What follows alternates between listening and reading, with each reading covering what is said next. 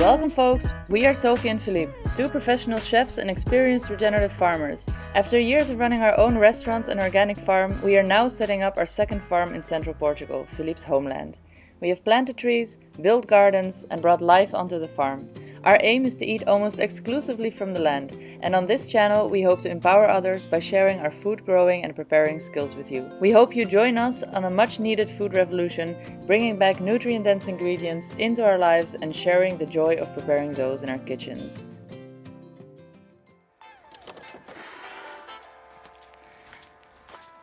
Let's do some harvesting.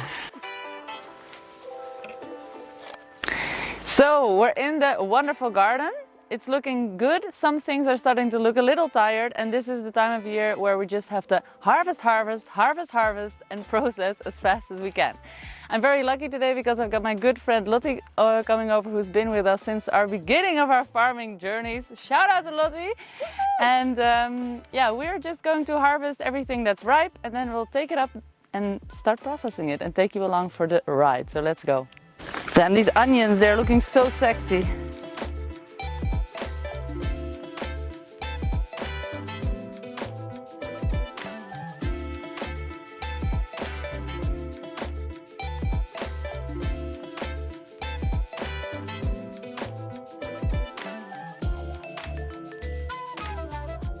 Aubergines are done. We're gonna move on to the zucchinis. These are definitely at the end of their feathers. They're starting to look very tired, and we are also very tired of zucchinis. So I'm going to be harvesting a few outgrown sea monsters that are between these bushes, and I'll leave the small ones still to come for the coming weeks to eat fresh, but we'll be storing these in the freezer.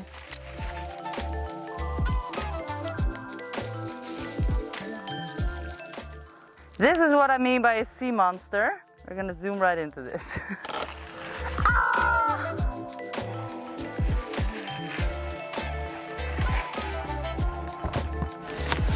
I think that's it. So these are our summer onions. It's mid-August right now. You can tell by the sweat on my cheeks. And this is a perfect example of when you know when to harvest your onions for storing, especially. It's when the stem is laid flat. This means that the bulb is starting to retract all its energy for preservation through the whole dormant stage of the plant, and this is the perfect time to harvest. So there you go.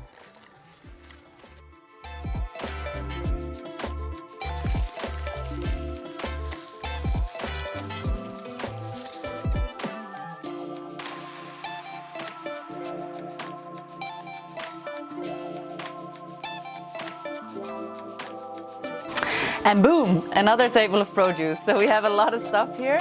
Our biggest harvest of the day is definitely the aubergine. And then we've got our sea monsters, aka outgrown zucchinis. We've harvested the onions that were laying flat, so we're going to preserve those just by drying, by curing them basically.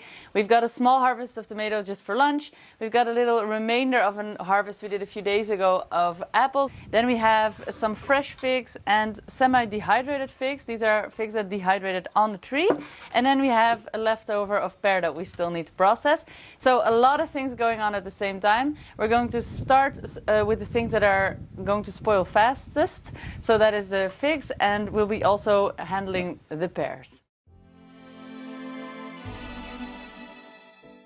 We are now in the second wave of fig season, and due to the summer heat, these figs come out extremely sweet. This is definitely my favorite time of fig season.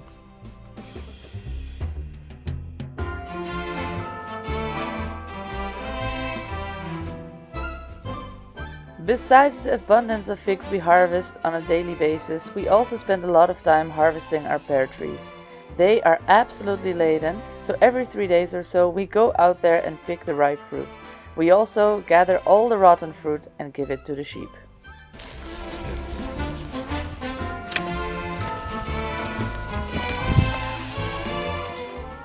Pears are extremely versatile, and ours are incredibly sweet. We've decided this year to dehydrate our pears, as there is no added sugar and we can give it to our kids as a healthy snack. We know firsthand how easy it is to overdo it on the sweet items of pears in your pantry, which you then never end up eating. The pears are ready. Let's pop them in the dehydrator and then we'll get going on the apples. These are my top tips for dehydrating fruit. Think about your desired result before you start, as the temperature and thickness of your cut will influence the result. If you want something fresh and tangy, it's better to go with lower temperatures and finer cuts. If you want something chewy and sweet, you can go for higher temperatures and bigger chunks of fruit. Both the apples and the pears were dehydrated at 55 degrees Celsius. The apples took 8 hours to complete and the pears took 14, but they were cut a little thicker.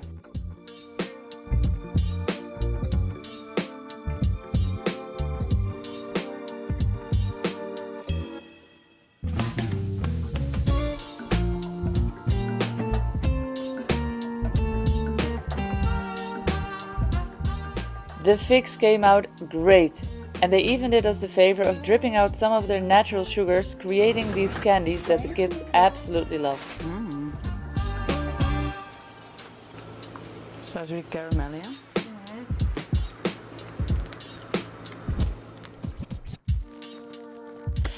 And the figs are done.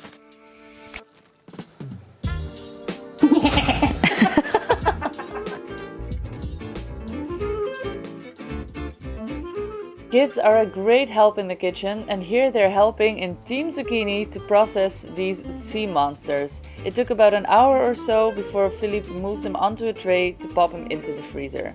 This way you ensure that they freeze separately and not in clumps, meaning that you can take them out easily once you need them after frozen.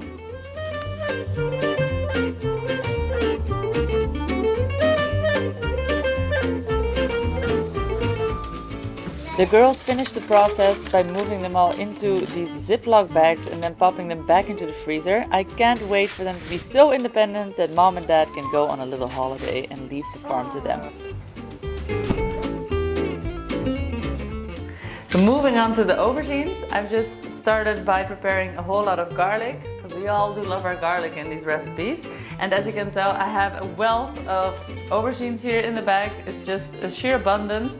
Some of them have been harvested a few days ago and have been outside, so they're slightly dehydrated and looking a little bit sad, but that's okay because I'm actually going to dehydrate them.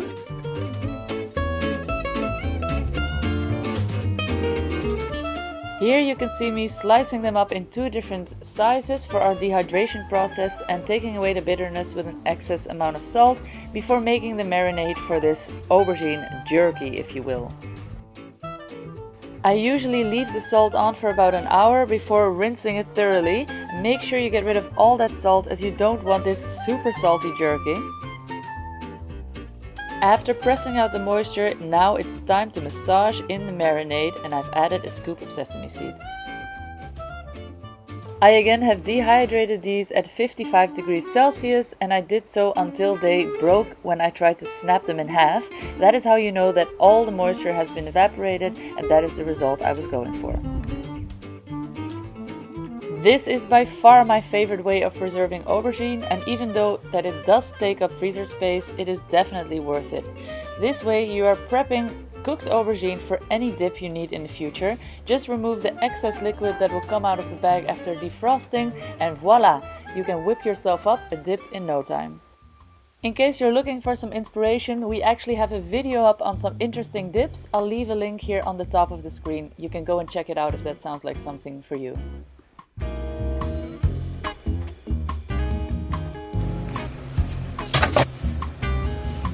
Here is another way I like to get rid of aubergines in bulk. I simply pan fry a whole lot of slices and then I layer them into a baking tray or a cake tin, as you can see here, mixed with some herbs and garlic. I then add salt and generous amounts of olive oil before popping it into the oven for 20 minutes at 180 degrees.